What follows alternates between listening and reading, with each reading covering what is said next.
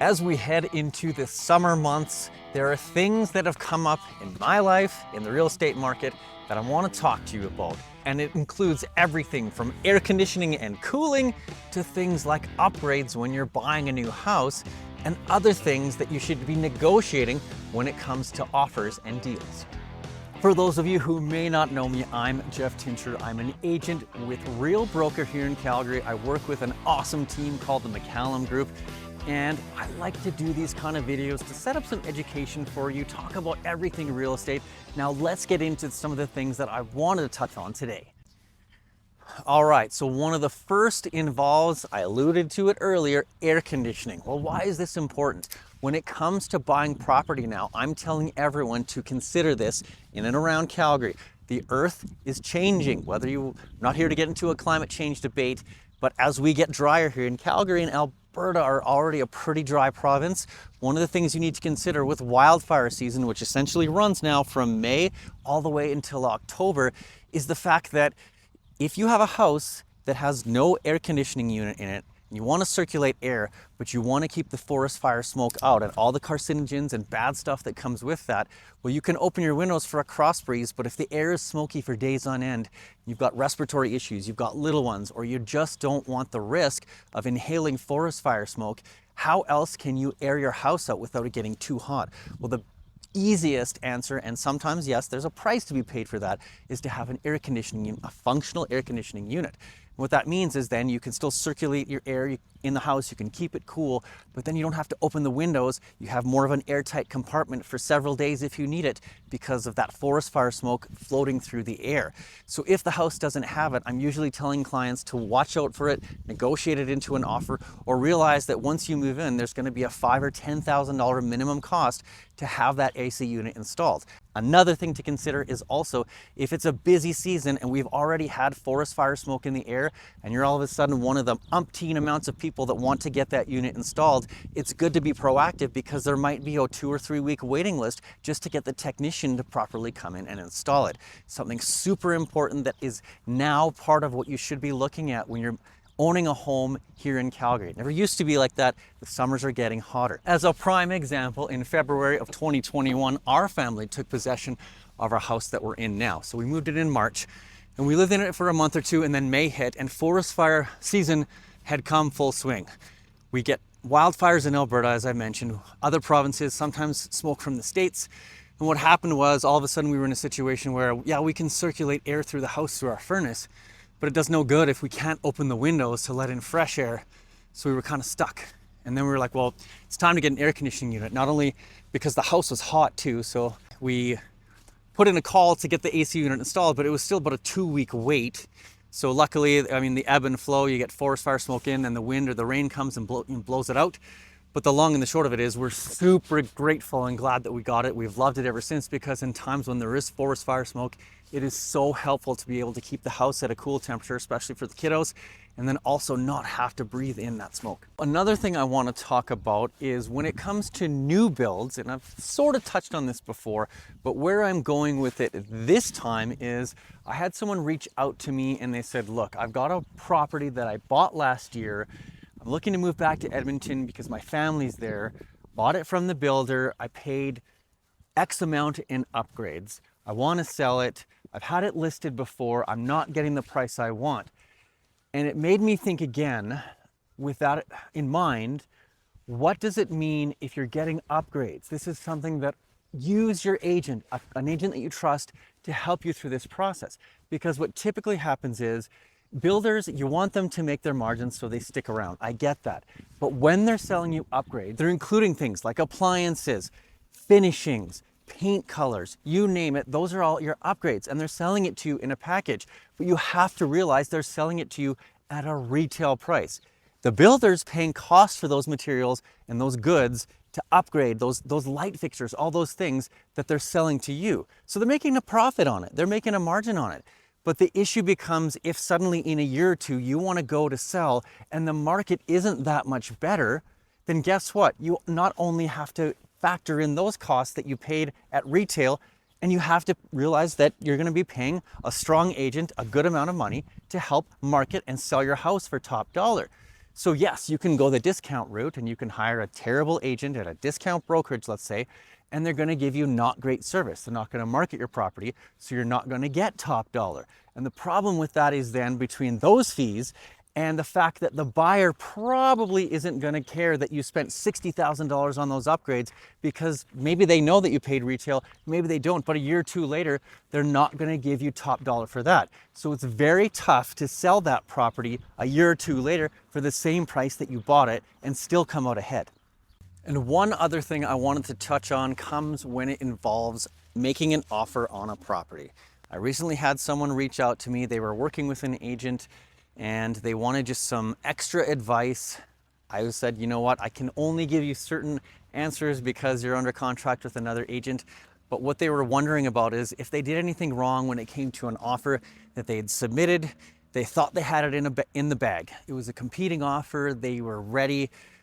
Apparently the seller said, yes, we're going to accept your offer. And this was verbally, and that was with other offers on the table until the last second when all of a sudden selling agent, I guess, came back to these buyers and said, you know what, we'll sell it to you, but it's going to cost you an extra $50,000.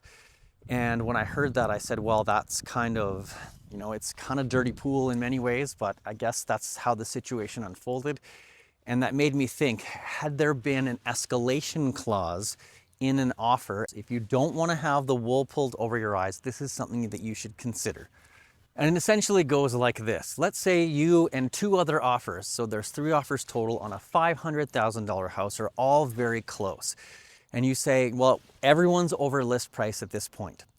You typically, with an escalation clause, in order to prevent outbidding somebody by $50,000 or $60,000 unnecessarily, could say, look, we're willing to go to $520,000 because maybe that's where the others offers are around in this market.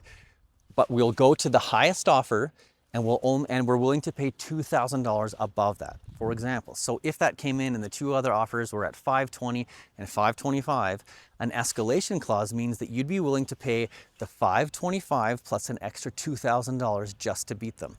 That means that you'd be paying $527,000 for the property.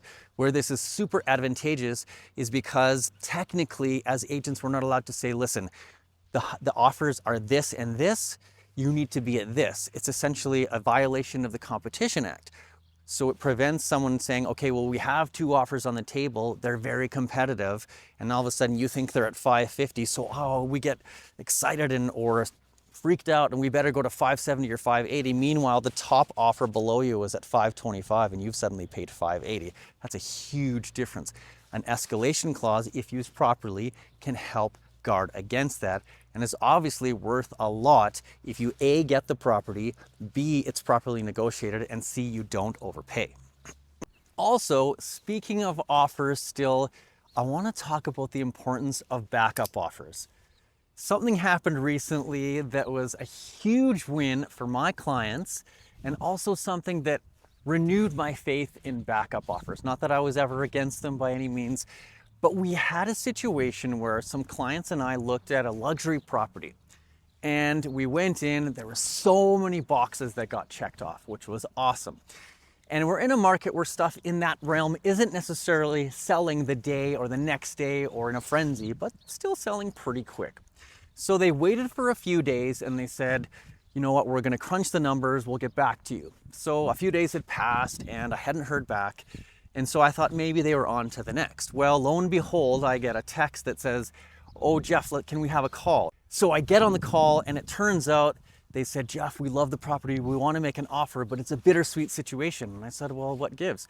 Literally that morning, the price had come down. I think it was $60,000 from the initial price. The property had been on a week. So the buyer client said, well, we want to make an offer, which is great. We noticed the price came down, but we also noticed that as of this morning, it's gone conditionally sold. So sure enough, I got it on my computer right away to verify, and it had. So this was a tricky situation, felt like kind of a bummer. But then the beauty of it, and I'll never forget it, he said, well, let's take a shot anyway. And in my mind, the wheels were spinning, but I was like, they probably only have like a 5% chance of getting this property. Not because I don't know how to negotiate, not because I was going to try and talk them out of it, but just in the grand scheme of things, the chances weren't high. I thought the people that had already put the offer on this property were the ones that were going to get it. But I said, you know what, guys, let's write that backup offer.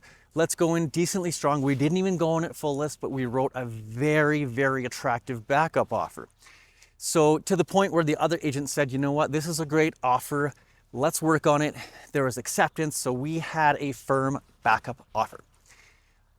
A few days later, it's condition day for that offer with the other buyers, and all of a sudden, I get a text on my phone, and I'm driving, and I look kind of down at it, trying to be safe while I drive, look down at it, and I'm thinking it's the, thanks so much, Jeff, but the offer's been accepted, so thanks for the submission. I drove into Co-op and I don't know, I went inside and did something. I came back out and then I looked at it again, which was only a few minutes later, and I realized that it said, hey, congratulations, by the way, the other offer fell through and your client's offer, because it was an accepted backup offer, took not even first right of refusal, it took effect immediately because the other one had fallen through, which means we weren't suddenly competing again with anyone else, and we didn't have to go through any of the other processes other than just to go through the conditions of home inspection and financing and those kind of things. And it all came together, which was fantastic for my clients. And then as another great, I don't know, call it kismet timing, they listed their townhouse, a Vancouver style townhouse. It sold within a couple days. So it was just this situation of, call it fate, but if we never put in the backup offer, and of course it was a strong backup offer, but we didn't negotiate it, we didn't put it in, they would never have had the chance to get into this other amazing property that they really wanted. So the moral of the story is, don't be afraid to put in that backup offer, because if the property comes back to market all of a sudden, and other people were waiting in the wings, and all of a sudden that agent is going back to everybody else that was interested, the backup offer takes priority over all that, so that can't even happen, and your clients will get the property. As always, like the gray skies, the challenges will pass. And listen, if you like videos like this one, I'd love for you to subscribe. There's also more down in the playlist, similar videos that you can peruse when you're ready. And there's also a Calendly link below if you want to hop on a call with me and talk about anything in real estate. I'd love to chat more with you. As always, those are my thoughts, not yours. Thank you so much for dropping by.